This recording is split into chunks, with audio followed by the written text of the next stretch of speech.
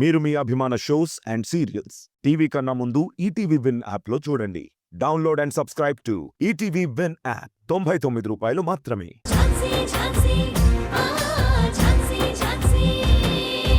రాకేష్ పనితీరు ఎలా ఉంటుంది?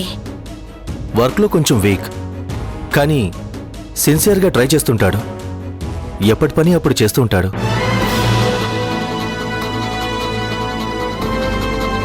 చాలాసార్లు తన పర్ఫార్మెన్స్ బాలేదని జాబ్లో నుండి తీసేద్దాం అనుకున్నా, కానీ 2 పిల్లలున్నారని బ్రతకడం కష్టం అవుతుందని కంటిన్యూ చేశాను.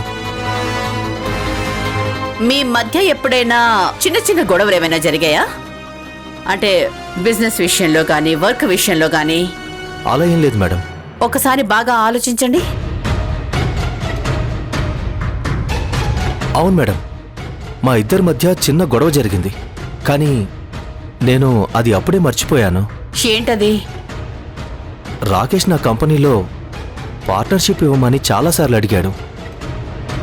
నేను తనకి ఇవ్వనని చాలా సీరియస్గా చెప్పాను. తను హర్ట్ అయ్యి కొన్ని రోజులు నాతో మాట్లాడకుండా ఉన్నాడు. ఆ తర్వాత మళ్ళీ మామూలుగానే ఉండేవాడు.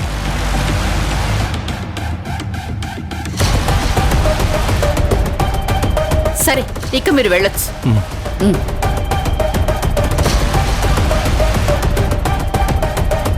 మై లార్డ్, ఈ రౌడీని విచారించడానికి మీ అనుమతిని కోరుతున్నాను. yes proceed.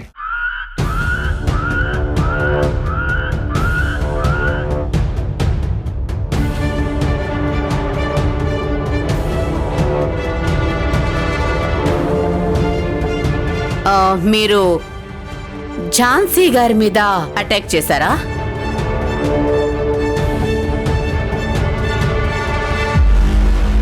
పర్వాలేదు, చెప్పండి. అది మేడం, అది నిజం ఒప్పుకున్నారనుకోండి, శిక్ష తక్కువగా ఉంటుంది.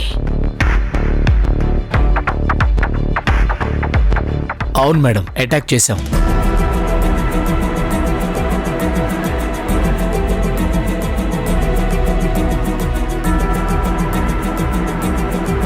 మీరే చేశారా, లేదంటే ఎవరైనా మీ చేత చేయించారా?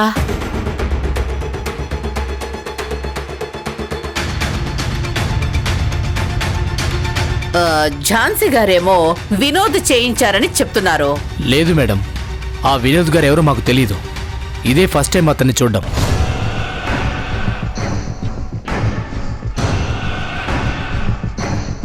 మరి మీరే చేశారా? లేదు మేడం. అయితే ఈ అటాక్ చేయించింది ఎవరు? Lawyer Jhansi madam.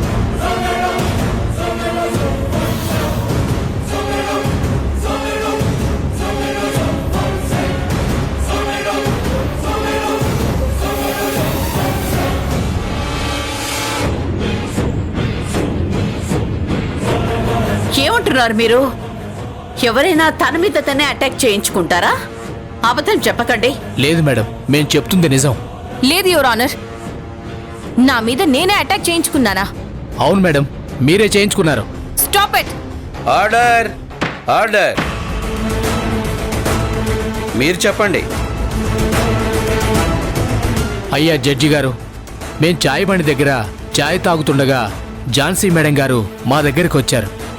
నాకు పని చేసి పెట్టాలని డబ్బులిచ్చారు.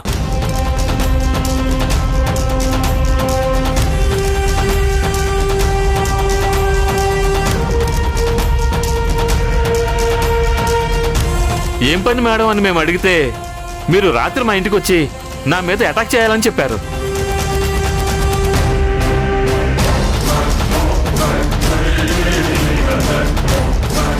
ఆ ఇంట్లో ఒక లాయర్, ఒక పోలీస్ ఆఫీసర్ ఉన్నారు.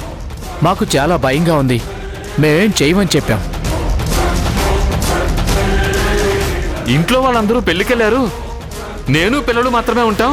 మీరేం భయపడకండి, ఏదైనా ప్రాబ్లం అయితే నేను చూసుకుంటాను అని చెప్పారు.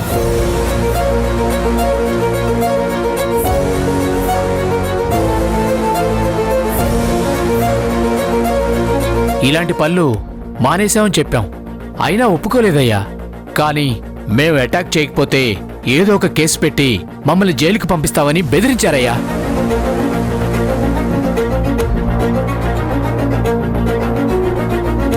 మాకు వేరే దారి లేక అటాక్ చేశాం. కానీ అనుకోకుండా మధ్యలో గౌతమ్ సార్ వచ్చారు. తన చేతికి గాయమైంది. ఇదయ్యా జరిగింది.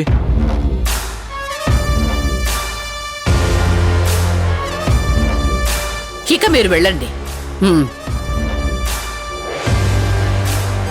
So that's all your honour. Attack ఎవరు చేయించారో, ఎందుకు చేయించారో మీ ముందే వాళ్ళు ఒప్పుకున్నారు. లాయర్ ఝాన్సీ గారు డబ్బు కోసం చాలా తెలివిగా ప్లాన్ చేశారు. కానీ నిజం ఎప్పటికైనా బయటపడుతుంది. ఒక లాయర్ అయ్యుండి ఆ లాజిక్ ఎలా మర్చిపోయారో నాకు అర్థం కావడం లేదు. యువర్ ఆనర్, నా క్లయింట్ జెన్యూన్ పర్సన్. కానీ ఈ ఝాన్సీ గారు నిజంగానే రాకేష్కి వాటా రావాలని కోర్టులో ప్రూవ్ చేసి నా క్లయింట్ దగ్గర 10 కోట్లు వసూలు చేయడానికి ప్లాన్ చేశారు. అంతే తప్ప మరేం లేదు. ఆ ప్రాజెక్ట్ వినోద్ ఒక్కడే కంప్లీట్ చేశాడు అనడానికి నా దగ్గర డాక్యుమెంట్స్ ఉన్నాయి.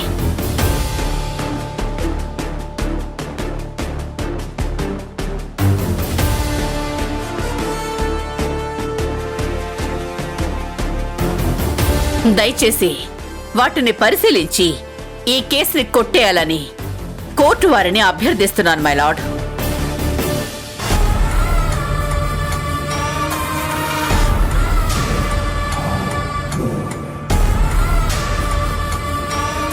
అవును, ఈ డాక్యుమెంట్స్లో వినోద్ అక్కడే సోలో ప్రొపరేటర్ అని ఉంది. 1 minute, your honour.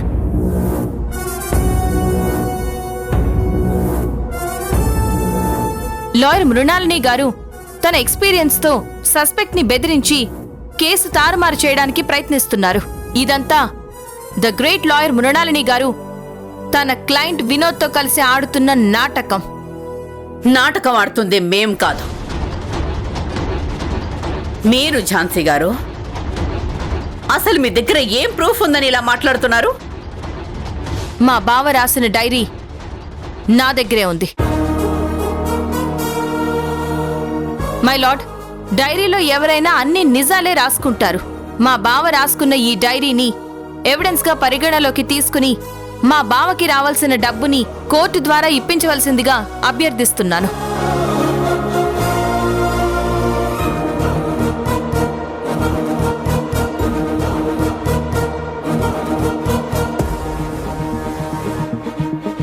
Your honour, ఒక వ్యక్తి డైరీలో రాసుకున్న రాతల్ని ఆధారంగా చూపిస్తే దాన్ని సాక్ష్యంగా కోర్టు ఎలా తీసుకుంటుంది?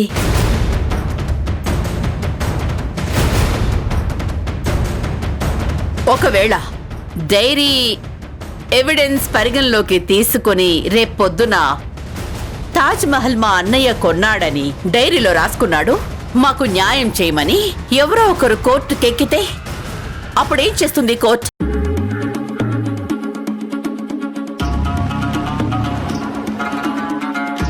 ఝాన్సీ గారి దగ్గర ఈ డైరీ కాకుండా ఇంకేమైనా ఎవిడెన్స్ ఉంటే సబ్మిట్ చేయమనండి. ఝాన్సీ గారు, ఎనీ ప్రాపర్ ఎవిడెన్స్? ప్రస్తుతానికి నా దగ్గర ఏమీ లేవు, కానీ నాకు కొంచెం టైం ఇవ్వండి. నేను ఆధారాలు మీ ముందు పెడతాను. నో యువర్ ఆనర్, ఝాన్సీ గారు తెలివిగా కేసుని మ్యానిపులేట్ చేయాలని చూస్తున్నారు. తన దగ్గర ఏ ఎవిడెన్స్లు లేవు. ఈ కేసు ఒక తప్పుడు కేసని కోర్టు తేల్చాలి అని కోరుతున్నాను. That's all.